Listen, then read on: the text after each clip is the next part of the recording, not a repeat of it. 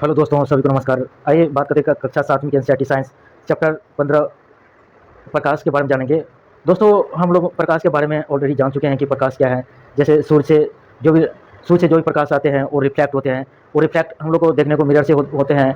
और बहुत सी वस्तु जैसे पानी से देखते हैं, उसको छाया बनते हैं, तो किसी वस्तु की छाया बनते हैं प्रकाश से। तो इसकी प्रकाश के बारे में आइए अच्छे से जानते हैं कि प्रकाश क्या है। तो कि आपने पतली झिरी अथवा छिद्र से सूर्य के प्रकाश की किरण पुंज को कमरे में प्रवेश करते हुए देखा होगा। स्कूटर, कार, रेलगाड़ी इंजनों के अग्रदीप या हेडलैम्प से आते प्रकाश की किरण किरण पुंज को भी आपने अवश्य देखा होगा। जो चित्र 15.1 ए में दिखाए गए हैं। आइए देखते हैं चित्र इसमें देखा ट्रेन का ये दिखाया गया। ट्रेन के सबसे आगे वाले लाइट का ये दिखाया गया है। ये तो रेल इंजन का अग्रदीप ये दिखाया गया और लाइट हाउस प्रकाश यहाँ दिखाया गया है। बी में लाइट हाउस प्रकाश दिखाया गया है। ये प्रकाश किरण के पुंज है। तो लाइट हाउस प्रकाश यहाँ दिखाया गया है। इस तरह से ये लाइट हाउस प्रकाश ये होता है, इस तरह से दिखाई देता है। तो इसी प्रकाश टॉर्च से भी प्रकाश की किरण या पुंज को देखा जा सकता है। संभवतः आप में से कुछ ने लाइट हाउस या विमानपत्तन या एयरपोर्ट के या टावर की सर्च लाइट के किरण पुंज को देखा होगा। चित्र जैसे 15.A-B में यहाँ दिखाया गया हाउस, या चित्र 15.B में लाइट हाउस को दिखाया गया। यहाँ लाइट हाउस को इसमें दिखाया गया। तो इसमें होता है कि लाइट हाउस बहुत बहुत ऊंचे खंभे या किसी या बड़े वस्तु के ऊपर लगे रहते हैं। तो इसके हमने देख लिया कि ये अनुभव क्या संकेत करते हैं। 15.1 में प्रकाश सरल रेखा के अनुदिश गमन करता है। कि प्रकाश हमेशा दोस्तों क्या करता है, सरल रेखा में के अनुदिश क्या करते हैं, गमन करते हैं। तो बूझो कक्षा 6 में किए गए एक क्रियाकलाप को स्मरण करता है। और इस क्रियाकलाप में उसने एक मोमबत्ती की लौ या ज्वाला की ओर पहले एक सीधे पाइप से और फिर मुड़े हुए पाइप से देखा था। चित्र 15.2 में चित्र 15.2 में इसमें दिखाया गया है। ये में दिखाया गया है कि एक मोमबत्ती की ओर देखता है। ये सीधे से होकर ये सीधे पाइप से दिखाया गया है। और बी में मुड़े हुए पाइप से ये दिखाया गया है कि मुड़े हुए पाइप से कैसा दिखता है और सीधे पाइप से प्रकाश कैसा दिखता है, जो मोमबत्ती जलते हुए उसको देख रहा है। इसी के बारे में बोला गया। आइए आगे बात करते हैं। चित्र 15.2 में दिखाया देख लिया। बूझो मुड़े हुए पाइप से मोमबत्ती की लौ को क्यों नहीं देख पाया था। यह क्रियाकलाप दर्शाता है कि प्रकाश सरल रेखा में गमन करता है। तो मुड़े हुए पाइप से इसलिए नहीं दिख पाया क्योंकि प्रकाश क्या करते हैं, सरल रेखा में गमन करता है। जो सीधे पाइप है उसे दिखाई देता है। तो हम प्रकाश के पथ को कैसे परिवर्तित कर सकते हैं। क्या आप जानते हैं कि जब प्रकाश किसी पॉलिश किए हुए या चमकदार पृष्ठ सतह पर पड़ता है तो क्या होता है। प्रकाश का परावर्तन। दोस्तों, प्रकाश का परावर्तन के बारे में आपने पढ़ा होगा कि प्रकाश का परावर्तन क्या है। कि जब भी सूर्य की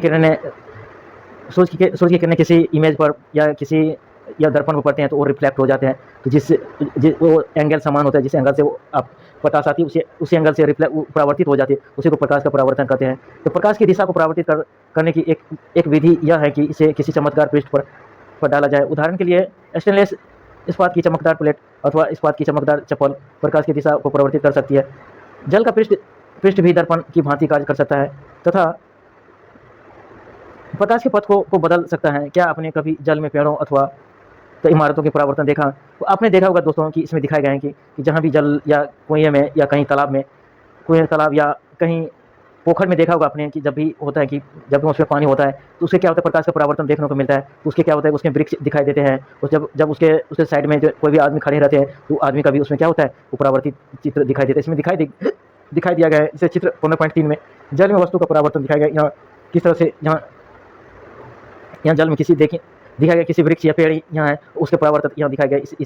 इस पेड़ का परावर्तित इमेज यहाँ दिखाया गया।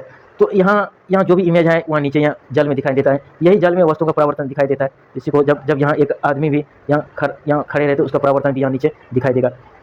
तो यही प्रकाश का परावर्तन दिखाई दे रहे हैं।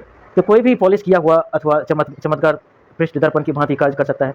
जब प्रकाश किसी दर्पण पर पड़ता है तो क्या होता है, तो बोला किसी प्रकाश जब किसी दर्पण पर पड़ता है क्या होता है, वो परावर्तित हो जाता है। जिस एंगल से वो प्रकाश आते हैं उसी एंगल से आपतित होते हैं, उसी एंगल से परावर्तित हो जाते हैं। तो आप कक्षा 6 में पढ़ चुके हैं कि दर्पण अपने ऊपर पड़ने वाले प्रकाश की दिशा को बदल देता है।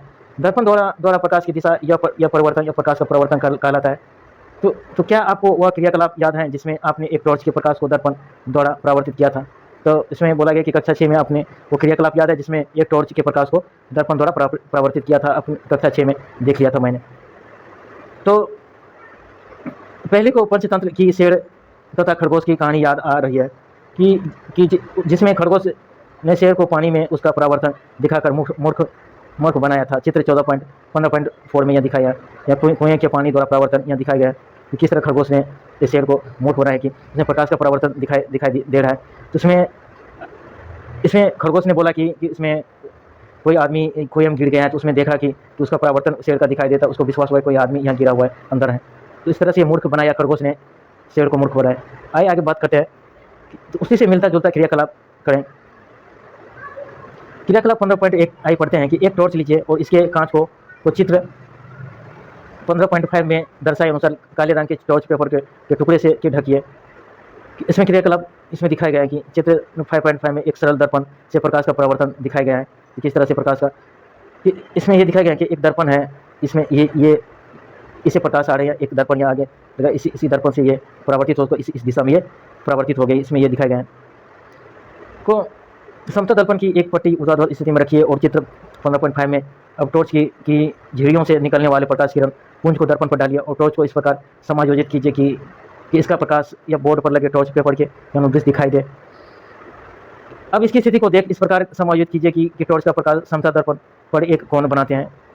क्या होता है कि इसकी स्थिति में इस प्रकार समायोजित कीजिए कि टॉर्च का प्रकाश क्या होता है, समतल दर्पण पर एक कोण बनाते हुए टकराते हैं, जैसे 15.5 में दिखाए गए हैं कि समतल दर्पण पर एक टॉर्च का प्रकाश यह क्या होता है, एक कोण बनाकर क्या होता है परावर्तित, इसमें ये दिखाया गया है, इस एक एंगल बना करके ये परावर्तित दिखाई दिया है। क्या दर्पण अपने ऊपर पड़ने वाले प्रकाश की दिशा परिवर्तित कर देता है? क्या बोला कि दर्पण क्या करते हैं, अपने ऊपर पड़ने वाले प्रकाश की दिशा क्या करते हैं, परिवर्तित कर देता है। अब टॉर्च को थोड़ा सा इधर उधर इस प्रकार हटाइए कि दर्पण पर प्रकाश पड़ता रहे। और क्या आप परावर्तित प्रकाश की दिशा में कोई परिवर्तित देखते हैं? परावर्तित प्रकाश की दिशा के अनुदिश दर्पण में देखिए, तो क्या दर्पण में आपको टॉर्च पर लगी या झिड़ियाँ दिखाई देती हैं? यह झिड़ियों का प्रतिबिंब है। पहले जानना चाहते हैं कि हमें वस्तु कैसे दिखाई देती है। बूझों का विचार है कि वस्तु तभी दिखाई देती है जब प्रकाश उनसे परावर्तित होकर हमारी आंख तक पहुंचती है। और क्या आप उसने सहमत हैं? इसमें सही बोला कि पहले जानना चाहते हैं कि हमें वस्तु क्यों दिखाई, तो वस्तु इसलिए दिखाई देती है जैसे दोस्तों एक कमरे अंधेरे है, कमरे में एक बल्ब जलाइए तो बल्ब का प्रकाश जो वस्तु से पड़ेगा तो तभी हमको वो वस्तु दिखाई देगा, तो अन्यथा नहीं देगा। जो ऐसे सूरज का किरणें जब भी ये पड़ेगा किसी वस्तु पर, तो इसलिए हमको कोई वस्तु कब दिखाई देती है, तब उस वस्तु का प्रकाश की किरणें पड़ती है तभी उस वस्तु को दिखाई देती है। रात में दोस्तों देखना कि उस वस्तु पर कोई प्रकाश की किरण नहीं पड़ती, जिसके कारण वो वस्तु दिखाई नहीं देते। जो उस पर लाइट दीजिए तो उस पर प्रकाश पड़ेगी तभी वो वस्तु हमको दिखाई देती है। पहले यही कहना चाहती है कि जब भी किसी वस्तु पर प्रकाश पड़ती है तो वो वस्तु हमको दिखाई देती है। यह क्रियाकलाप दर्शाता है कि प्रकाश समतल दर्पण से किस प्रकार परावर्तित होता है। और आइए दर्पणों में बनने वाले प्रतिबिंब में खेले तथा उनके विषय में कुछ और अधिक जानकारी प्राप्त करेंगे। क्रियाकलाप 15.2 में चेतावनी दिया कि जलती हुई मोमबत्ती का उपयोग करते समय सावधानी बरतें कि इस क्रियाकलाप को यदि आप अध्यापक या घर के किसी बड़े सदस्य की उपस्थिति में करें तो अच्छा है। एक समतल दर्पण के सामने एक जलती हुई मोमबत्ती रखिए और मोमबत्ती की लौ को दर्पण में देखने का प्रयत्न कीजिए। ऐसा प्रतीत होता है कि जैसा कि इसी प्रकार की एक मोमबत्ती दर्पण के पीछे रखी हो, और जो मोमबत्ती दर्पण के पीछे रखी प्रतीत होती है यह दर्पण द्वारा बनाया गया मोमबत्ती का प्रतिबिंब है। इसमें क्या बोला गया है, चित्र पहले देते हैं 15.6 में। 15.6 में इसमें समतल दर्पण के सामने एक जलती हुई मोमबत्ती को दर्शाया गया है, उसका प्रतिबिंब भी दर्पण में दिखाया गया है। इसमें देखिए दोस्तों एक समतल दर्पण पीछे है और इसके सामने एक जलती हुई मोमबत्ती को रख दिया है, तो इसका इमेज यहाँ पीछे दिखाई दे रहा है। तो इसमें ये बोला कि समतल दर्पण में मोमबत्ती के प्रतिबिंब इसमें दिखाई दिया है। तो इसमें क्या बोला गया है कि एक समतल दर्पण के सामने एक जलती हुई मोमबत्ती रखिए और मोमबत्ती को लौ को दर्पण में देखने का प्रयत्न कीजिए। तो ऐसा प्रतीत होता है कि जैसे कि इसी प्रकार की एक मोमबत्ती दर्पण के पीछे रखी हो। तो क्या प्रतीत होता है, जब भी एक दर्पण के सामने एक मोमबत्ती को जलती हुई रख देते तो एक ऐसा प्रतीत होता है कि जैसे एक दर्पण के पीछे भी जलती हुई मोमबत्ती प्रतीत होता है। तो यह दर्पण द्वारा बनाया गया मोमबत्ती का प्रतिबिंब है। ये पीछे जलती मोमबत्ती नहीं है, ये बल्कि ये क्या होता है, ये पीछे वो प्रतिबिंब जलती मोमबत्ती का प्रतिबिंब दिखाई देता है। तो चित्र 15.6 में हमने यहाँ देखा। यहाँ दोस्तों यहाँ पीछे जलती मोमबत्ती नहीं है, यहाँ पीछे ये जलती मोमबत्ती नहीं बल्कि इसकी ये इमेज यहाँ दिखाई दे रही है, ये ऐसा प्रतीत होता है इसका। यहाँ मोमबत्ती किसी बीम या वस्तु का उदाहरण है। अब मोमबत्ती को दर्पण के सामने विभिन्न स्थितियों में रखिए, जैसे प्रत्येक अवस्था में प्रतिबिंब को देखिए। तो क्या प्रत्येक दशा में प्रतिबिंब सीधा है? क्या प्रतिबिंब की लौ की भांति मोमबत्ती के ऊपरी सिरे पर दिखाई दे रही है? इस प्रकार के प्रतिबिंब को सीधा प्रतिबिंब कहते हैं। समतल दर्पण द्वारा बनाए गए प्रतिबिंब दर्पण में सीधा तथा बिंब के समान माप साइज का दिखाई देता है। तो बूझो ने अपनी नोटबुक में लिखा कि क्या यह आश्चर्यजनक नहीं है कि दर्पण चाहे छोटा हो या बड़ा, मेरा प्रतिबिंब मेरे साइज के समान ही बनता है। इसमें क्या बोला गया है कि दर्पण चाहे छोटा या बड़ा तो कोई प्रतिबिंब हमेशा क्या होता है, साइज के बराबर ही बनता है। इसमें यह बोला गया कि जब भी किसी दर्पण के सामने जो वस्तु दिखाई देता है, जिस वस्तु की जितनी साइज़ होता है उसका प्रतिबिंब उतनी साइज़ के बनता है, न छोटा या बड़ा नहीं बनता है। इसमें ये बोला गया है कि आश्चर्यजनक की बात नहीं है कि दर्पण चाहे छोटा हो या बड़ा, प्रतिबिंब मेरे साइज़ के ही समान बनता है। तो दर्पण कोई भी या छोटा या बड़ा दर्पण से फ़र्क नहीं पड़ता है, उसमें इमेज जितना साइज़ के हो उतनी साइज़ के वो बनेगा दर्पण के सामने। अब दर्पण के पीछे एक पर्दा ऊर्ध्वाधर रखिए और पर्दे पर मोमबत्ती का प्रतिबिंब प्राप्त करने का प्रयत्न कीजिए। क्या आप पर्दे पर प्रतिबिंब प्राप्त कर पाते हैं? तो अब पर्दे को दर्पण के सामने रखिए और क्या अब आप पर्दे पर प्रतिबिंब प्राप्त कर पाते हैं? तो आप देखेंगे कि किसी भी स्थिति में मोमबत्ती का प्रतिबिंब पर्दे पर प्राप्त नहीं किया जा सकता है। तो दर्पण से प्रतिबिंब की दूरी कितनी है? आइए एक और क्रियाकलाप करें। क्रियाकलाप 15.3 में देखेंगे कि शतरंज का एक बोर्ड या चेस बोर्ड लीजिए। यदि चेस बोर्ड उपलब्ध ना हो तो एक चार्ट पेपर पर समान साइज के 64 वर्ग बनाइए और पेपर के माध्यम में एक मोटी रेखा खींचिए। इस रेखा पर एक समतल दर्पण को ऊर्ध्वाधर रखिए। दर्पण के सामने तीसरे वर्ग की सीमा पर कोई छोटी वस्तु जैसे पेंसिल या शार्पनर रखिए और चित्र 15.7 में दर्पण में प्रतिबिंब की स्थिति निर्धारित करना ये दिखाया गया। दर्पण में इसके प्रतिबिंब की स्थिति नोट कीजिए। अब वस्तु को चौथे वर्ग की सीमा पर रखिए, फिर से दर्पण में प्रतिबिंब की स्थिति नोट कीजिए। तो क्या आप दर्पण से प्रतिबिंब की दूरी तथा दर्पण के सामने रखे बिंब की दूरी में कोई संबंध पाते हैं? तो आप देखेंगे कि प्रतिबिंब दर्पण से उसके पीछे उतनी ही दूरी पर होता है जितनी ही दर्पण से बिंब की दूरी होता है। इसमें क्या बोला है कि जैसे दर्पण से जितनी दूरी पर वस्तु रखते हैं उतनी दूरी पर उसके पीछे दर्पण भी उतनी दूरी पर वो प्रकाश का इमेज बनता है या चित्र बनता है। उसका ऐसा होता है कि जितनी दूरी पर आप रखेंगे वस्तु दर्पण के सामने, जितनी दूरी पर आप रखेंगे दर्पण के सामने वस्तु को, उतनी दूरी पर उसका इमेज बनेगी दर्पण पर। ये उसका यही बोला गया है कि अब इसकी पुष्टि चार्ट पेपर या डैशबोर्ड पर बिंब की किसी भी स्थान पर रखकर कीजिए। पहले ने अपनी नोटबुक में लिखा कि समतल दर्पण में प्रतिबिंब दर्पण के पीछे बनता है, यह सीधा होता है और बिंब के साइज के समान होता है। तो दर्पण से प्रतिबिंब की दूरी या दर्पण के सामने बिंब की दूरी के बराबर होती है। जैसे 15.3 में दक्षिण या वाम दिखाया गया कि आइए पढ़ते हैं दक्षिण वाम क्या है।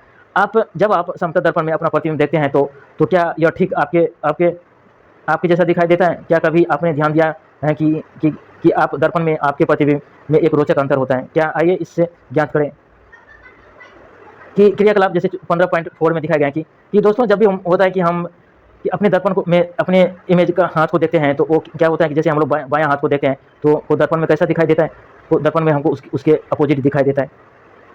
तो आइए देखते हैं इस क्रियाकलाप से समझते और अच्छे से समझेंगे कि प्रतिबिंब में दक्षिण या वाम प्रतीत होता है। एक समतल दर्पण के सामने खड़े होकर अपने प्रतिबिंब को देखिए और अपने दक्षिण या दाहिने हाथ को ऊपर उठाइए और आपका प्रतिबिंब अपना कौन सा हाथ ऊपर चित्र उठाता है। तो चित्र 15.8 में अपने वाम बाएं कान को स्पर्श कीजिए और आपके प्रतिबिंब में हाथ आपके किस कान को स्पर्श करता है। तो ध्यानपूर्वक देखें कि आप देखें कि प्रतिबिंब में दक्षिण या वाम दिखाई पड़ता है तथा वाम दक्षिण दिखाई पड़ता है।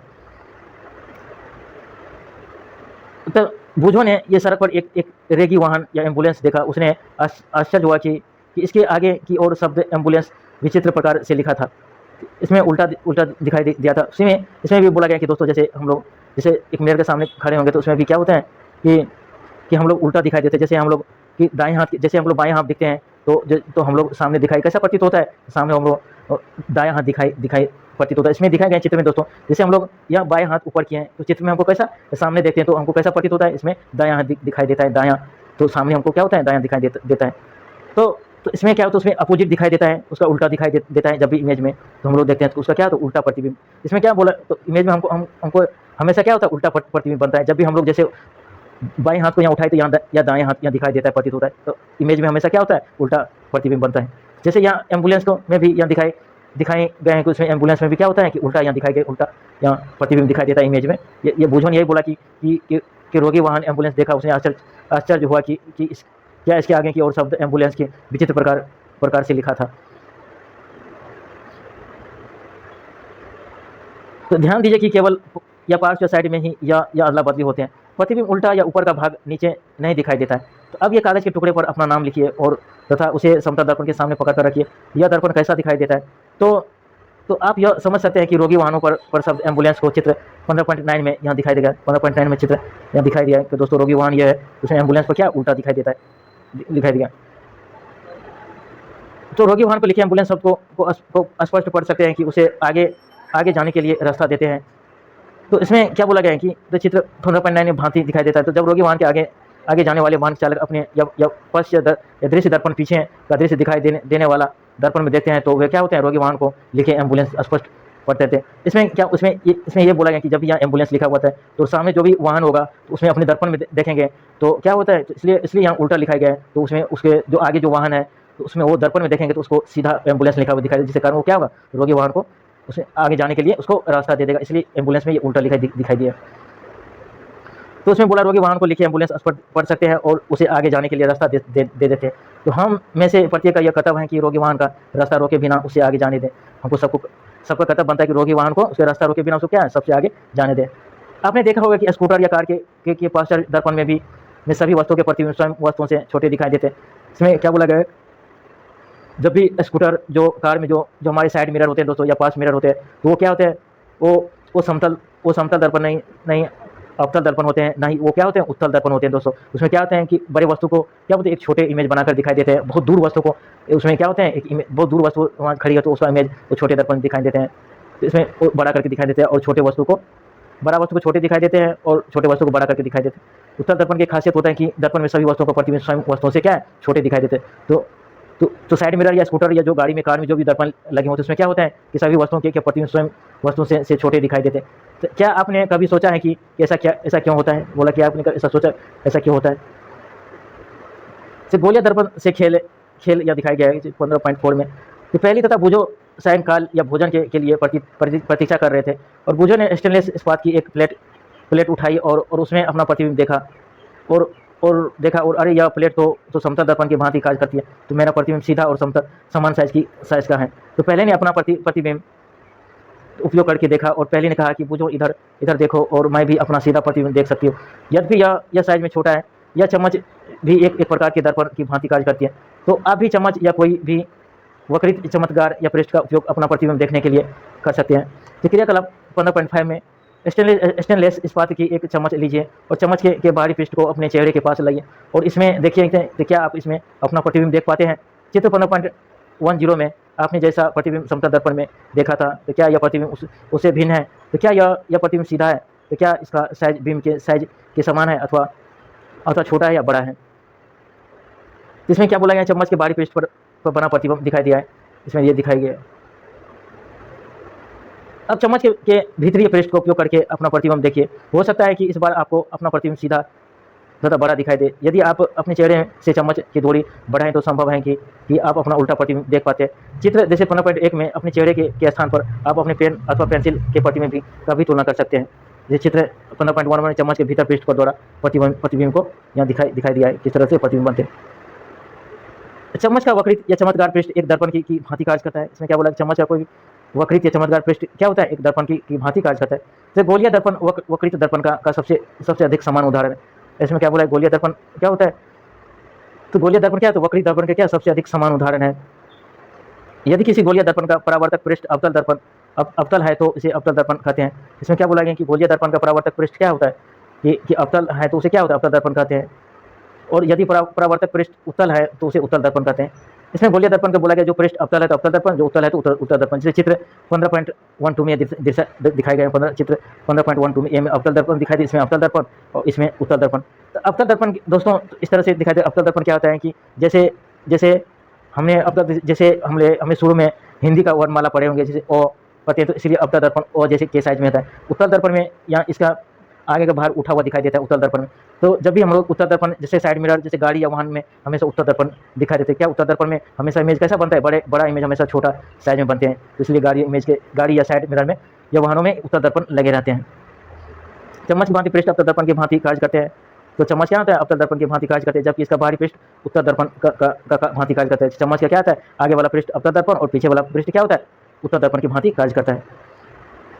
तो आइए आगे बात करते हैं कि इसमें यही दिखाया गया है कि इसमें एक चम्मच का प्रतिबिंब दिखाया गया है कि जिसमें दो चम्मच में इसमें एक में अवतल दर्पण दिखाया गया है, पहला में 15.11 में और दूसरा में उत्तल दर्पण। इसमें 15.10 में अवतल दर्पण दिखाई दिया गया है, चम्मच का आगे वाला भाग, और इसमें पीछे वाला भाग दिखाया गया, अवतल उत्तल में दिखाया गया है। आई बॉक्स में क्या लिखा है देखते हैं कि अवतल तथा उत्तल दर्पण के गोलिया दर्पण क्यों कहते हैं। इसमें बोला गया है कि अवतल उत्तल दर्पणों को गोलिया दर्पण क्यों कहते हैं। कि रबर की एक गेंद लीजिए तथा इसके एक भाग को चाकू अथवा आरी से काटिए और चित्र 15.13 ए में दिखाया गया है। जैसे चित्र 15.3 में दिया अवतल दर्पण को यह दिखाया गया है। ये एक अवतल दर्पण को ये गोलीय दर्पण को गोलीय भाग का एक भाग लिया गया है। इसमें अवतल दर्पण ये दिखाए गए हैं और उत्तर आगे के बाद अवतल दर्पण और पीछे के बाद ये उत्तर दर्पण को यहाँ दिखाए गए हैं। कुछ में बोला रबर की एक गेंद लीजिए तथा इसके एक भाग को चाकू अथवा आड़ी से काटिए। चित्र 15.13 में ए और बी में दिखाए गए हैं। सावधान, बोला गेंद काटने के लिए किसी अपने से बड़े व्यक्ति की सहायता लीजिए और कटी हुई गेंद का भीतरी पृष्ठ अवतल तथा बाहरी उत्तल कहलाता है। चित्र 15.13 बी में दिखाए गए हैं। आइए आगे जानते हैं कि हम जानते हैं कि किसी बिंब का समतल दर्पण द्वारा बना प्रतिबिंब पर्दे पर प्राप्त नहीं किया जा सकता है। आइए देखेंगे क्या यह अवतल दर्पण द्वारा बने प्रतिबिंबों के लिए भी सही है। क्रियाकलाप 15.6 में चेतावनी दिया है। क्रियाकलाप 15.6 के सूर्य के प्रकाश में किया जाना है। सावधान, कभी भी सूर्य को या इसके प्रतिबिंब को सीधे मत देखिए, क्योंकि इससे आपकी आंखें खराब होते हैं। इसमें बोला गया जब भी आप सूर्य के किरण को सीधे मत देखिए दोस्तों, इसमें बोला है नहीं तो आप इससे क्या होता है, खराब हो सकता है सूर्य के। तो आप सूर्य के प्रतिबिंब को किसी पर्दे या दीवार पर बनाकर देख सकते हैं। बोला सूर्य के प्रतिबिंब किसी पर्दे या दीवार बनाकर देख सकते हैं। अवतल दर्पण लीजिए और इसके परावर्तक पृष्ठ को सूर्य की ओर रखकर पकड़िए और दर्पण से परावर्तित प्रकाश को एक कागज की शीट पर प्राप्त करके या प्रयत्न कीजिए। कागज की शीट को तब तक आगे पीछे समायोजित कीजिए जब तक कि आपको तीक्ष्ण स्पष्ट चमत्कार बिंदु प्राप्त न हो जाए। जैसे चित्र 15.14 में दिखाए गए हैं। देखिए दोस्तों 15.14 में दिखाए गए हैं कि अवतल दर्पण सूर्य का वास्तविक प्रतिबिंब यहाँ बनता है। इसमें ये दिखाया गया है या पीछे यहाँ सूर्य का ये वास्तविक प्रतिबिंब यहाँ दिखाया गया है। इसमें अवतल दर्पण में दिखाया गया है। दर्पण तथा कागज की शीट को कुछ मिनट के लिए अस्थिर रखिए और क्या कागज जलना प्रारंभ कर देता है। यह चमत्कार बिंदु अथवा प्रकाश में सूर्य का प्रतिबिंब है। ध्यान दीजिए, यह प्रतिबिंब पर्दे या कागज की शीट पर बन रहा है। तो पर्दे पर बनने वाले प्रतिबिंब को वास्तविक प्रतिबिंब कहते हैं। दोस्तों आपने देखा होगा जैसे एक लेंस लेना दोस्तों, जैसे एक दर्पण लेना, एक लेंस लेना, एक कागज के टुकड़े लेना, तो देखना कि सूर्य की किरणें सूर्य जाता है तो कुछ देर के बाद वो क्या करते हैं, कागज के टुकड़े जल जाते हैं। तो पर्दे पर चमत्कार बिंदु है कि वास्तव में सूर्य का प्रतिबिंब। ध्यान दीजिए कि यह प्रतिबिंब पर्दे या कागज की शीट पर बने रहा है। पर्दे पर बनने वाले प्रतिबिंब को वास्तविक प्रतिबिंब कहते हैं। स्मरण कीजिए कि क्रियाकलाप 15.2 में समतल दर्पण द्वारा बने मोमबत्ती की लौ के प्रतिबिंब को पर्दे पर प्राप्त नहीं किया जा सकता है। इस प्रकार प्रतिबिंब आभासी प्रतिबिंब कहते हैं। इसमें क्या बोला गया है कि स्मरण कीजिए कि इसे क्रियाकलाप 15.2 में समतल दर्पण द्वारा बने मोमबत्ती लौ के प्रतिबिंब को पर्दे पर प्राप्त नहीं किया जा सकता है। इस प्रकार के प्रतिबिंबों को आभासी प्रतिबिंब कहते हैं। कि दोस्तों जो प्रतिबिंब अपने पर्दे पर प्राप्त नहीं किया जा सकता उस प्रकार के प्रतिबिंब क्या को बोलते हैं, आभासी प्रतिबिंब कहते हैं। जैसे एक समतल दर्पण के सामने जलती मोमबत्ती के प्रतिबिंब को पर्दे पर प्राप्त नहीं किया जा सकता, इस प्रकार के प्रतिबिंब को क्या कहते हैं, आभासी प्रतिबिंब कहते हैं। आइए अब समतल दर्पण द्वारा बने मोमबत्ती की लौ के प्रतिबिंब को पर्दे पर प्राप्त करने का प्रयत्न करें। जैसे क्रियाकलाप 15.7 में जैसे अवतल दर्पण को चित्र 15.14 में दिखाए अनुसार, आइए चित्र पहले देखते हैं 15.14। जैसे अवतल दर्पण यहाँ दिया है दोस्तों 15.15 में अवतल दर्पण द्वारा बने वास्तविक प्रतिबिंब को यहाँ दिया है। यहाँ पीछे अवतल दर्पण लगी हुआ है, उसका प्रतिबिंब यहाँ एक मोमबत्ती जलती है, या अवतल दर्पण रखा है तो इसका वह पर्दे पर या वास्तविक प्रतिबिंब यह दिखाई दे रही है। यहाँ पीछे भी यहाँ अवतल दर्पण यहाँ लगी हैं और यहाँ पीछे ये इसका पर्दे पर इसका वास्तविक प्रतिबिंब दिखाई दे रहे, इसमें ये दिखाई है। आइए पढ़ते हैं क्रियाकलाप से जानते हैं कि अवतल दर्पण को चित्र 15.15 में दिखाए अनुसार मेज पर रखे किसी स्टैंड या कोई प्रबंध जो दर्पण को स्थिर रख सके का उपयोग किया जा सकता है। जैसे गत्ते की किसी सीट या लगभग 15 सेंटीमीटर या 10 सेंटीमीटर पर एक सफ़ेद कागज चिपकाए, यह एक पर्दे का कार्य करेगी। मेज पर एक जलती हुई मोमबत्ती दर्पण से लगभग 50 सेंटीमीटर की दूरी पर रखिए। पर्दे पर मोमबत्ती की लौ प्रतिबिंब प्राप्त करने का प्रयत्न कीजिए। इसके लिए पर्दे को दर्पण की ओर अथवा दर्पण से के दूर उस समय तक सरकाइए जब तक कि लौ का तीक्ष्ण या प्रतिबिंब प्राप्त न हो। ध्यान रखिए कि मोमबत्ती से दर्पण पर पड़ने वाले प्रकाश को पर्दे पर प्राप्त बाधा न पहुँचे। इसमें बोला गया कि क्या है कि क्या यह प्रतिबिंब वास्तविक या आभासी, या क्या इसका साइज जितना लो जितना ही है। तो आप मोमबत्ती को दर्पण की ओर लाइए और तथा इसे उसे अलग दूरियों पर रखिए। प्रत्येक अथवा पर्दे पर प्रतिबिंब प्राप्त करने का प्रयत्न कीजिए। तो अपने परीक्षणों को या सारणी या 15.1 में या अंकित कीजिए। जब मोमबत्ती दर्पण के पर या अत्यंत निकट हैं तो क्या तभी प्रतिबिंब पर्दे पर प्राप्त कर पाना संभव है। जैसे चित्र 15.16 में दिखाया गया है। जैसे चित्र 15.16 में अवतल दर्पण द्वारा बना आभासी प्रतिबिंब, इसमें ये बोला गया है, इसमें आभासी प्रतिबिंब दिखाया गया है। इसमें क्या बोला गया है कि जब भी मोमबत्ती या दर्पण के अत्यंत निकट है तो क्या तभी भी प्रतिबिंब को पर्दे पर प्राप्त कर पाना संभव है। तो हम देखते हैं कि अवतल दर्पण द्वारा बना प्रतिबिंब साइज में बिंब से छोटा या बड़ा हो सकता है, लेकिन प्रतिबिंब वास्तविक अथवा आभासी भी हो सकता है। अवतल दर्पण को उपयोग अपने अनेक प्रयोजनों के लिए किया जाता है। अवतल दर्पण का प्रयोग कहाँ करते हैं, इसको एग्जाम में पूछा जा सकता है दोस्तों। आइए पढ़ते हैं अवतल दर्पण का प्रयोग कहाँ करते हैं। संभवतः अपने डॉक्टरों को आँख, कान या नाक या गले की निरीक्षण करते समय अवतल दर्पण का उपयोग करते हैं। तो अवतल दर्पण का उपयोग कहाँ करते हैं, आपको एग्जाम पूछा जा सकता है। अवतल दर्पण का उपयोग आँख, कान, नाक तथा गले का निरीक्षण करते समय अवतल दर्पण का उपयोग करते हैं।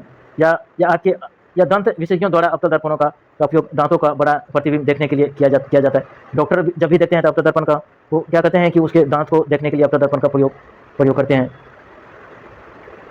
तो दंत का विशेषज्ञों द्वारा अवतल दर्पण का उपयोग दांतों का प्रयोग बड़ा प्रतिबिंब देखने के लिए किया जाता है। जैसे चित्र 15.17 में दिखाया गया है कि किस तरह डॉक्टर जब दांत का बड़ा प्रतिबिंब देखने के लिए यह अवतल दर्पण का चिकित्सक उपयोग किया जाता है। यहाँ दांत को यह प्रतिबिंब बड़ा दिखाई दिया है इस तरह से, कि दंत चिकित्सक मरीज को देखते हुए यह दिखाई दिया है। जो टॉर्च या कारों तथा स्कूटरों के अग्रदीप के परावर्तक पृष्ठ की आकृति की भी अवतल दर्पण होते हैं। अवतल दर्पण दोस्तों जो चित्र 15.18 में टॉर्च का परावर्तक, जो टॉर्च में जो दर्पण लगे होते हैं वो कौन सा होता है, जैसे गाड़ी के हेडलाइट में, जैसे कोई भी ट्रैक्टर या ट्रक के हेडलाइट होते हैं, उसमें कौन सा दर्पण होते हैं, अवतल दर्पण होते हैं दोस्तों। तो वो क्या होते हैं कि कोई भी प्रकाश किरणें दूर तक फैलती हैं, तो अवतल दर्पण के कारण ही प्रकाश आगे दूर तक फैलती है। ये चित्र 15.18 में दिखाए गए। बूझो ने अपनी नई साइकिल की घंटी की चमत्कार पृष्ठ में अपना प्रतिबिंब देखा और उसने देखा कि उसका प्रतिबिंब सीधा अथवा साइज में छोटा है। उसे उत्सुकता है कि क्या घंटी भी एक प्रकार का गोलीय दर्पण है। क्या आप पहचान सकते हैं कि यह किस प्रकार का दर्पण है। ध्यान दीजिए कि घंटी के परावर्तक पृष्ठ उत्तल होते हैं। घंटी क्या होता है, घंटी का परावर्तक पृष्ठ क्या होते हैं, उत्तल होते हैं। घंटी आप देखना उसमें चेहरे दिखाई देता है, तो परावर्तक पृष्ठ क्या होता है, उत्तल होता है। क्रियाकलाप 15.8 में जानेंगे। जो क्रियाकलाप 15.7 को अब अवतल दर्पण के स्थान पर उत्तल दर्पण लेकर दोहराए। जो चित्र 15.19 में अपने परीक्षणों को क्रियाकलाप या 15.7 की भांति सारणी में अंकित कीजिए। चित्र 15.19 उत्तल दर्पण द्वारा बनाया गया प्रतिबिंब है। तो क्या आप उत्तल दर्पण द्वारा बिंब की किसी भी दूरी के लिए वास्तविक प्रतिबिंब प्राप्त कर पाते हैं। क्या आप बिंब से बड़े साइज का प्रतिबिंब प्राप्त कर सकते हैं। तो क्या आप स्कूटरों के पार्श्व या दर्पणों या साइड मिरर में उपयोग किए जाने वाले दर्पणों को पहचान सकते हैं। ये उत्तल दर्पण है और उत्तल दर्पण अधिक क्षेत्र के पृष्ठ का दृश्य का प्रतिबिंब बना सकते हैं। अतः ये चालकों को पीछे के अपेक्षाकृत अधिक क्षेत्र के वाहनों को देखने में सहायता करते हैं। ये चित्र 15.20 में दिखाए गए हैं। यहाँ ये दिखाई देते हैं दोस्तों चित्र उत्तल दर्पण या पास या साइड मिरर जो होते हैं, तो किस तरह से साइड मिरर में कोई गाड़ी या पीछे की वस्तु बड़ा इमेज को एक छोटा इमेज करके उत्तल दर्पण में दिखाए गए हैं। इसमें दिखाए गए हैं जो चित्र 15.20 में दिखाया गया कि बड़ा इमेज को एक साइड मिरर किस तरह से ये एक छोटा करके दिखाई देता है, ये साइड मिरर।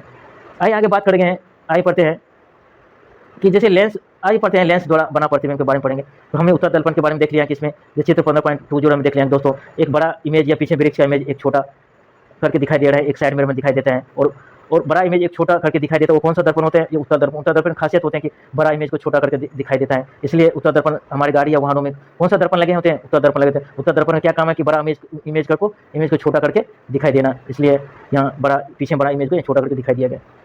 आइए लेंस के बारे में बात करेंगे कि लेंसों द्वारा बने प्रतिबिंब के बारे में बात करेंगे। आपने आवर्धक लेंस या हैंड लेंस देखा होगा।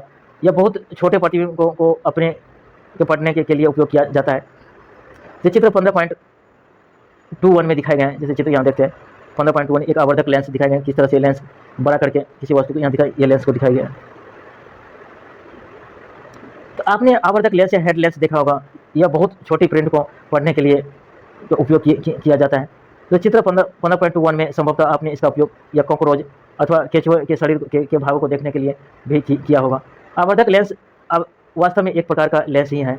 आवर्धक लेंस क्या होता है, एक प्रकार का लेंस ही है। आवर्धक लेंस ये दिखाएंगे। आवर्धक लेंस क्या होता है, छोटी वस्तु को बड़ा करके दिखाई देता है। लेंसों का उपयोग व्यापक रूप से या चश्मों या दूरदर्शकों, दूरबीन तथा सूक्ष्मदर्शियों में किया जाता है। इस सूची में लेंस के कुछ अन्य उपयोग जोड़ने या प्रयत्न कीजिए। कुछ लेंस लीजिए जिसे उन्हें स्पर्श करके महसूस कीजिए। तो क्या आप केवल स्पर्श करके कुछ अंतर देख पाते हैं। तो वे लेंस जो किनारों की अपेक्षा बीच में मोटे प्रतीत होते हैं या उत्तल लेंस कहलाते हैं। उत्तल लेंस कहलाते हैं वे लेंस जो होते हैं, क्या होते हैं, किनारों की अपेक्षा बीच में मोटे होते हैं। यहाँ दिखाया गया है चित्र में दोस्तों। जैसे चित्र 22.a में ये उत्तल लेंस दिखाया गया है। ये किनारे की अपेक्षा बीच में क्या होते हैं, मोटे होते हैं। और अवतल लेंस क्या होते हैं कि किनारे किनारे के दोनों किनारे मोटे होते हैं और बीच में क्या होते हैं, पतले होते हैं, वो क्या होते हैं, अवतल लेंस होते हैं। ये चित्र चित्र 22 15.22 में ए में दिखाए गए उत्तल लेंस को दिखाए गए हैं, और किनारों की अपेक्षा बीच में जो मोटे होते हैं उत्तल लेंस होते हैं। अवतल लेंस कहलाते हैं जो किनारों जो बीच की अपेक्षा किनारों को मोटे होते हैं, वो क्या होते हैं, अवतल लेंस कहलाते हैं। चित्र बी में दिखाई दिया। ध्यान दीजिए कि लेंस ये पारदर्शी होते हैं तथा इनमें से प्रकाश गुजर सकता है। उत्तल लेंस ए में दिखाया गया, अवतल लेंस बी में दिखाई गया। चेतावनी दी गई है कि लेंस से सूर्य को या किसी चमकीले प्रकाश को देखना खतरनाक है। इसमें बोला गया है कि लेंस से क्या होता है, लेंस से सूर्य को या किसी चमकीले पदार्थ को देखना खतरनाक होता है दोस्तों। जब भी सूर्य से लेंस से प्रकाशित होता है तो क्या होता है, तो क्या होता है कि जब भी एक लेंस को या सूर्य के किरण के सामने रखेंगे तो वो क्या होता है, जब भी उसके सामने कोई कागज रखते हैं तो क्या होता है, कागज जल सकते हैं दोस्तों। इसलिए बोला गया है कि चेतावनी की लेंस से सूर्य को या किसी चमकीले प्रकाश को देखना खतरनाक है। आपको उत्तल लेंस से सूर्य के प्रकाश को अपने शरीर के किसी भाग को फोकसित ना करने के बारे में सावधानी बरतनी चाहिए। बोला कि उत्तल लेंस की आपके शरीर के किसी भाग को नहीं फोकस कीजिए। आइए लेंसों से खेलें। जैसे क्रियाकलाप 15.9 में देखेंगे कि अब कभी भी दोस्तों एक लेंस से के कभी भी सूर्य के प्रकाश के सामने लेंस के साथ खेलना या बच्चों को खेलने के लिए नहीं देना चाहिए दोस्तों। इससे होता है क्या कि जब भी वो लेंस के सामने कोई वस्तु या कोई भी कागज के टुकड़े रहेंगे सूर्य के प्रकाश को क्या करते हैं, वो लेंस क्या करते हैं, उस कागज के टुकड़े को जला सकते हैं। इसलिए बोला गया कि सूर्य के प्रकाश के किरणें के सामने लेंस को इस शरीर के सामने नहीं रखनी चाहिए, इसमें बोला गया है। क्रियाकलाप 15.9 में देखते हैं कि एक उत्तल लेंस अथवा आवर्धक लेंस लीजिए और इसे सूर्य की किरणें के मार्ग में रखिए। और चित्र 15.23 में दिखाए गए हैं। चित्र यह सूर्य की किरणें के सामने कोई लेंस उत्तल लेंस द्वारा सूर्य के वास्तु प्रतिबिंब दिखाए गए हैं। तो ये क्या होता है दोस्तों, इसमें दिखाए गए हैं किस तरह से ये उत्तल लेंस द्वारा सूर्य के वास्तविक प्रतिबिंब को यहाँ दिखाया गया है। नीचे यदि कागज के टुकड़े रखे रहेंगे तो कागज के टुकड़े क्या हुए, उत्तल लेंस के सामने वो जल जाएगा दोस्तों। इसमें आइए आगे बात करते हैं, पढ़ते हैं। लेंस तथा कागज के बीच की दूरी समय तथा समायोजित कीजिए जब तक कि आपके कागज पर एक चमत्कार बिंदु प्राप्त न हो जाए। इस स्थिति में लेंस तथा कागज को कुछ मिनट के लिए स्थिर रखिए। क्या कागज जलना प्रारंभ कर देता है? तो अब उत्तल लेंस को अवतल लेंस से बदल दीजिए। अब बोला गया है उत्तल लेंस को अवतल लेंस से बदल दीजिए। क्या अभी आपको कागज पर चमकदार बिंदु दिखाई देता है? तो इस प्रकार आपको चमकदार बिंदु क्यों नहीं प्राप्त हो रहा है? तो हमने दर्पण के लिए देखा है कि बिंब की विभिन्न स्थितियों में प्रतिबिंब को प्रकृति या साइज बदलते हुए या लेंसों के लिए मान भी हैं। आइए देखते हैं उत्तल लेंस क्या करते हैं कि उत्तल लेंस पर पड़ने वाले या आपतित प्रकाश को अभिसारी अंदर की ओर मोड़ना कर देता है। जैसे चित्र 15.24 ये में दिखाया गया। इसमें देखिए दोस्तों यार क्या दिखाया गया है, कितने चित्र 15.24 में दिखाया गया। ये उत्तल लेंस है। उत्तल लेंस क्या करते हैं कि दोस्तों उत्तल लेंस क्या करते हैं कि उस पर पड़ने वाली जो भी या आपतित प्रकाश को अभिसारी अंदर की ओर तो मोड़कर दिखाई देते हैं। यहाँ दिखाया गया उत्तल लेंस में। यहाँ क्या होता है कि उत्तल लेंस में ये प्रकाश को क्या करते हैं, इधर मोड़ करके एक बिंदु पर दिखाया गया। अवतल लेंस में क्या होता है, जब भी प्रकाश पड़ते हैं ये फैला हुआ, ये इधर फैला हुआ प्रकाश की किरणें दिखाई देते हैं। उत्तल लेंस में क्या होता है, एक फोकस या एक बिंदु पर एक दिखाई देता है। उत्तल लेंस में प्रकाश की किरणें आती हुई दिखाई देता है। तो इसी में बोला गया है कि उत्तल लेंस में उस पर पड़ने वाले आपतित प्रकाश को अभिसारी अंदर की ओर मोड़ना दिखाई देता है। और चित्र जैसे 15.24 ए में दिखाई दिया गया है उत्तल लेंस में, इसलिए इसे अभिसारी लेंस भी कहते हैं। इसलिए उत्तल लेंस को क्या कहते हैं दोस्तों, अभिसारी लेंस कहते हैं। इसलिए कहते हैं क्योंकि इसका एक अंदर की ओर प्रकाश आते हुए प्रतीत दिखाई देती है, इसलिए इसे अभिसारी लेंस कहते हैं। इसके विपरीत अवतल लेंस आपतित प्रकाश को अपसारित बाहर की ओर मोड़ना दिखाई देती है। इसमें बाहर की ओर यह प्रकाश की बाहर की ओर दिखाई देता है मोड़ना, इसलिए इसे क्या कहते हैं, अपतित प्रकाश को अपसरित बाहर की ओर दिखाई देता है, इसलिए इसे क्या कहते हैं, अपसारी लेंस कहते हैं। अभिसारी लेंस किसे कहते हैं, उत्तल लेंस को अभिसारी लेंस कहते हैं क्योंकि इसके प्रकाश की किरण अंदर की ओर आती हुई दिखाई देता है। और उत्तल लेंस में क्या होता है, अंदर की ओर प्रकाश किरणें आती हुई दिखाई देती है, इसलिए अभिसारी लेंस कहते हैं। अवतल लेंस में बाहर की ओर प्रकाश किरणें जाती हुई दिखाई देते हैं, इसलिए इसको क्या कहते हैं, इसलिए अपसारी लेंस कहते हैं। अवतल लेंस को अपसारी लेंस कहते हैं, उत्तल लेंस को अभिसारी लेंस कहते हैं। इसको याद रखना दोस्तों, आपके एग्जाम में क्वेश्चन पूछा जा सकता है। उत्तल लेंस को कौन सा लेंस कहते हैं, क्योंकि आती हुई प्रकाश को अंदर की ओर आती हुई प्रकाश को दिखाई देती है, उसे उत्तल लेंस कहते हैं, उसे अभिसारी लेंस कहते हैं।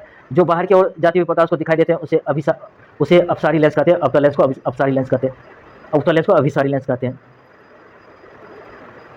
आइए देखें क्रियाकलाप 15.10 में। एक उत्तल लेंस लीजिए तथा इसे मेज पर रखे एक स्टैंड पर लगाइए, जैसा कि आपने अवतल लेंस में किया था। मेज पर एक जलती हुई मोमबत्ती को लेंस से लगभग 20 सेंटीमीटर दूरी पर रखिए, जिसे चित्र 15.25 में दिखाए गए हैं कि दोस्तों यह दिखाए गए हैं चित्र दोनों में कि विभिन्न दूरियों पर रखे बीम की दूरी के लिए उत्तल लेंस द्वारा बने प्रतिबिंब को जैसे 15.25 में उत्तल लेंस द्वारा प्रतिबिंब में दिखाई दिया गया। जैसे ए में ये साइज ए में ये दूरी पर दिखाया गया, यहाँ प्रतिबिंब दिखाया गया है और इसका नज़दीक या नज़दीक रखा गया है तो इसका बड़ा प्रतिबिंब दिखाएँ। तो उत्तल लेंस की क्या खासियत होती है कि दोस्तों, जब भी आप उत्तल लेंस को प्रकाश के नज़दीक रखेंगे तो उसका प्रतिबिंब प्रतिबिंब पीछे क्या होता है कि पर्दे पर बड़ा दिखाई देता है, और उत्तल लेंस को जब भी आप उसके दूरी पर रखेंगे तो उसका प्रतिबिंब क्या होते हैं, या छोटे दिखाई देते हैं। तो इसमें दूरी पर रखा गया है तो इसलिए इसका प्रतिबिंब छोटा दिखाया गया है, और यहाँ उत्तल लेंस को प्रकाश के नज़दीक रखा गया है तो इसका प्रतिबिंब कैसा बड़ा दिख रहा है पीछे। तो इसलिए यहाँ बोला गया है कि विभिन्न दूरियों पर रखे बिंब के लिए उत्तल लेंस द्वारा बने प्रतिबिंब को इसमें दिखाया गया है। इसका अर्थ यह है कि हम लेंस द्वारा बने प्रतिबिंब को बिंब की दिशा में देखते हैं। लेंस के दूरी और रखे कागज के पर्दे पर मोमबत्ती की लौ का प्रतिबिंब प्राप्त करने का प्रयत्न कीजिए। आपको पर्दे को लेंस की ओर या लेंस से दूर ले जाना होगा जिससे कि आपको लौ का स्पष्ट या तीक्ष्ण प्रतिबिंब प्राप्त हो जाए। आपको किस प्रकार का प्रतिबिंब प्राप्त होता है, क्या यह वास्तविक है या अभिसारी है। अब लेंस से मोमबत्ती की दूरी बदलिए और चित्र 15.25 में प्रत्येक अवस्था में कागज के पर्दे पर सरका कर इस पर मोमबत्ती की लौ का प्रतिबिंब प्राप्त करने का प्रयत्न कीजिए।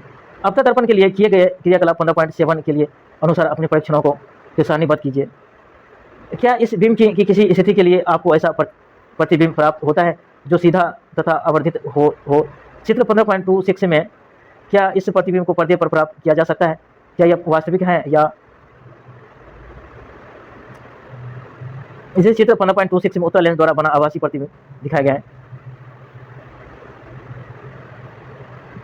इसमें बोला गया है क्या कि इस प्रतिबिंब को पर्दे पर प्राप्त किया जा सकता है, क्या यह वास्तविक है या क्या यह आभासी है। तो ऐसी स्थिति में ही उत्तल लेंस को आवर्धित लेंस की भांति उपयोग किया जाता है। तो इसी प्रकार अवतल लेंस द्वारा बने प्रतिबिंब को अध्ययन कीजिए और आप पाएंगे कि अवतल लेंस द्वारा बने प्रतिबिंब सदैव क्या होते हैं, सीधे तथा बिंब के साइज से छोटे होते हैं। क्या होते हैं दोस्तों, इसी प्रकार अवतल लेंस द्वारा क्या होते हैं, बने प्रतिबिंबों का अध्ययन कीजिए और आप पाएंगे कि अवतल लेंस द्वारा बने प्रतिबिंब सदैव क्या होते हैं, आभासी सीधे तथा बिंब के साइज से छोटे होते हैं। अवतल लेंस इसमें ध्यान रखने की बात है कि दोस्तों उत्तल लेंस द्वारा बने प्रतिबिंब क्या होता है, अध्ययन कीजिए, आप पाएंगे कि उत्तल लेंस द्वारा बने प्रतिबिंब सदैव क्या होता है, आभासी होता है और सीधे होता है और बिंब के साइज के छोटे होते हैं। इसको याद रखना दोस्तों कि आपसे पूछा जा सकता है एग्जाम में, उत्तल लेंस द्वारा बने प्रतिबिंब सदैव क्या होते हैं, आभासी होते हैं और सीधे होते हैं और बिंब के साइज के छोटे होते हैं। अवतल लेंस द्वारा, इसको याद रखना दोस्तों कि अवतल लेंस द्वारा बने प्रतिबिंब आभासी होते हैं और सीधे होते हैं, बिंब के साइज के छोटे होते हैं। अवतल लेंस द्वारा बना प्रतिबिंब यह दिखाई गया है, अवतल लेंस द्वारा और उत्तल लेंस द्वारा बनाए प्रतिबिंब दिखाए गए हैं।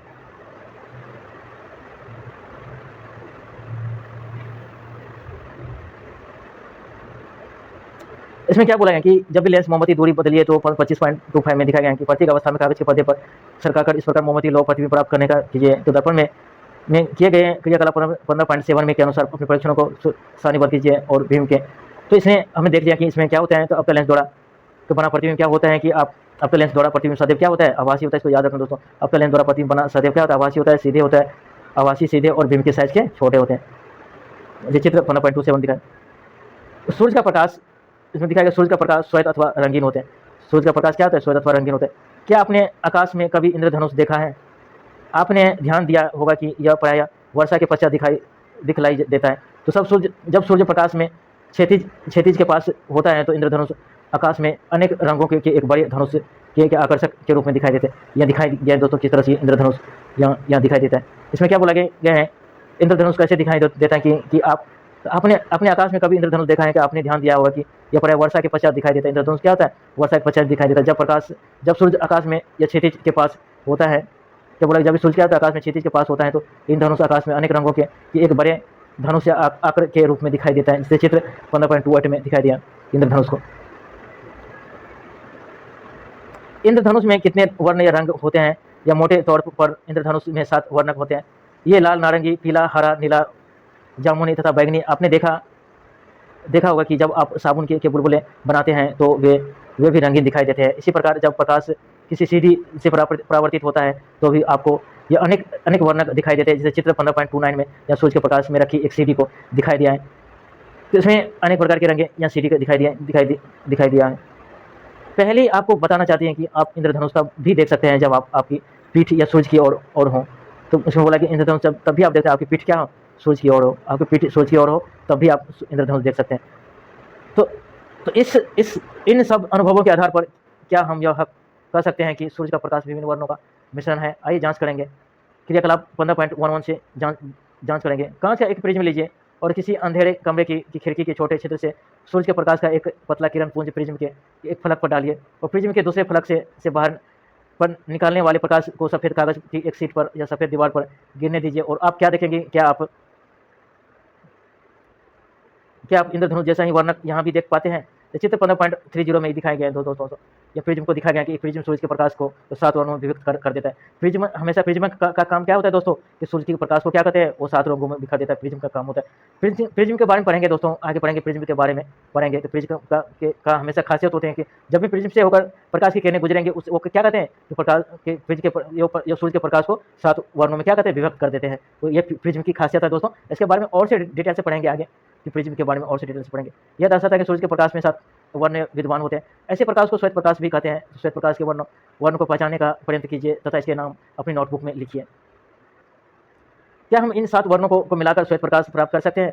आइए प्रयत्न करें। क्रियाकलाप 15 पॉइंट यहाँ दोस्तों प्रिज्म में दिखाए गए हैं, या प्रिज्म दिखाए गए हैं। प्रिज्म से ये प्रिज्म है, प्रिज्म में एक श्वेत प्रकाश को गुजारा गया है और प्रिज्म और आगे ये प्रिज्म क्या कहते हैं, ये 7 रंगों में ये दिखाई देते हैं। प्रिज्म का हमेशा खासियत होता है कि वो भी सूरज के प्रकाश श्वेत प्रकाश को क्या कहते हैं, 7 रंगों में विभक्त कर देते हैं। इसका प्रिज्म क्या ये खासियत है। क्रियाकलाप 15.12 में देखेंगे, जैसे 10 सेंटीमीटर के व्यास की गत्ते की एक वृत्ताकार डिस्क लीजिए और डिस्क को 7 खंडों में बांट लीजिए। तो चित्र 15.31 में दर्शाए अनुसार इन खंडों को इंद्रधनुष के 7 वर्गों में पेंट कीजिए। आप इन खंडों पर विभिन्न वर्णों के कागज भी चिपका सकते हैं।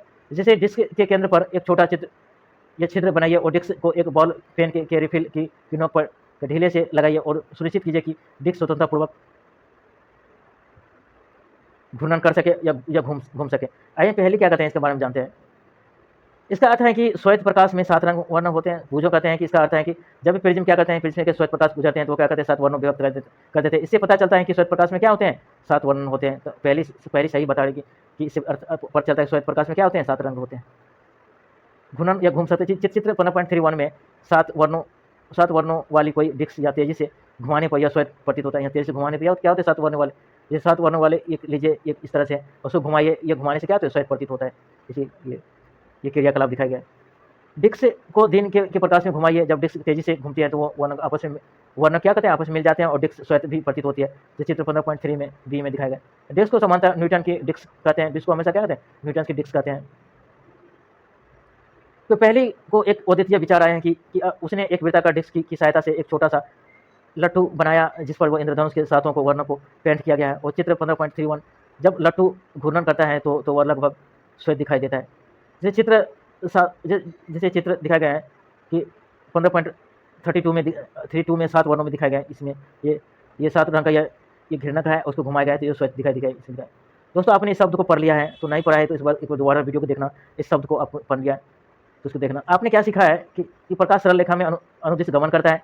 कोई भी पॉलिश किया हुआ अथवा चमत्कार पृष्ठ दर्पण की भांति कार्य करती है और जो प्रतिबिंब पर्दे पर प्राप्त किया जा सके वास्तविक प्रतिबिंब कहलाता है। जिस प्रतिबिंब को पर्दे पर प्राप्त न किया जा सके उसे आभासी प्रतिबिंब कहते हैं। और समतल दर्पण द्वारा बना प्रतिबिंब सीधा या आभासी और तथा बिंब के समान साइज का होता है और प्रतिबिंब दर्पण के पीछे उतनी दूरी पर बनता है जितनी की दर्पण के सामने बिंब की दूरी होती है। दर्पण द्वारा बने प्रतिबिंब में बिंब का वाम भाग प्रतिबिंब के दर्पण के भाग की भांति दिखाई देते हैं तथा बिंब के दर्पण भाग प्रतिबिंब के वाम भाग की भांति दिखाई देता है। अवतल दर्पण वास्तविक तथा उल्टा प्रतिबिंब बना सकता है। जबकि बिंब को दर्पण के अत्यंत निकट रखते हैं तो प्रतिबिंब आभासी या सीधा तथा आवर्धन होता है। अवतल दर्पण क्या करते हैं, हमेशा उल्टा प्रतिबिंब बनाते हैं और बिंब को दर्पण के अत्यंत निकट रखने पर बिंब आभासी या सीधा आवर्धित होता है। उत्तल दर्पण द्वारा प्रतिबिंब सीधा आभासी तथा साइज में बिंब से छोटा होता है। उत्तल लेंस वास्तविक तथा उल्टा प्रतिबिंब बना सकता है और जब बिंब लेंस के अत्यंत निकट रखा जाता है तो बने प्रतिबिंब आभासी या सीधा या आवर्धित होता है। जब उत्तल लेंस को वस्तु को आवर्धित करके देखने के लिए उपयोग किया जाता है तो उसे आवर्धक लेंस कहते हैं। अवतल लेंस सदैव सीधा आभासी और साइज में बिंब से छोटा प्रतिबिंब बनाता है अवतल लेंस। तो श्वेत प्रकाश 7 रंगों में मिश्रण होते हैं। तो इसको अभ्यास करना दोस्तों। इसको जब अभ्यास नहीं करेंगे तो कुछ नहीं सीख पाएंगे। इसको धीरे धीरे मैं सेलेक्ट कर रहा हूँ। इसको स्क्रीनशॉट ले लो, इसको अभ्यास करना। इसका भी स्क्रीनशॉट ले लो दोस्तों, इसको अभ्यास करना। इसका भी स्क्रीनशॉट ले लो, इसको अभ्यास करना। जब तक अभ्यास नहीं करेंगे तो आप कुछ नहीं सीख पाएंगे। इसका भी स्क्रीनशॉट। थैंक यू दोस्तों, आप इसको अभ्यास करना। आप एक सवाल है, प्रैक्टिस करने के लिए सवाल है, इसको प्रैक्टिस करना। उसको सवाल को प्रैक्टिस करना। इसमें क्रियाकलाप दिया गया है, इसको क्रियाकलाप भी करना। ये क्रियाकलाप दिखाई दिया गया। पानी में जलती हुई मोमबत्ती को दिखाया गया है। जब भी हम देखते हैं कि पानी में जलती हुई मोमबत्ती को दिखाया गया है, इसके बारे में ये पढ़ना।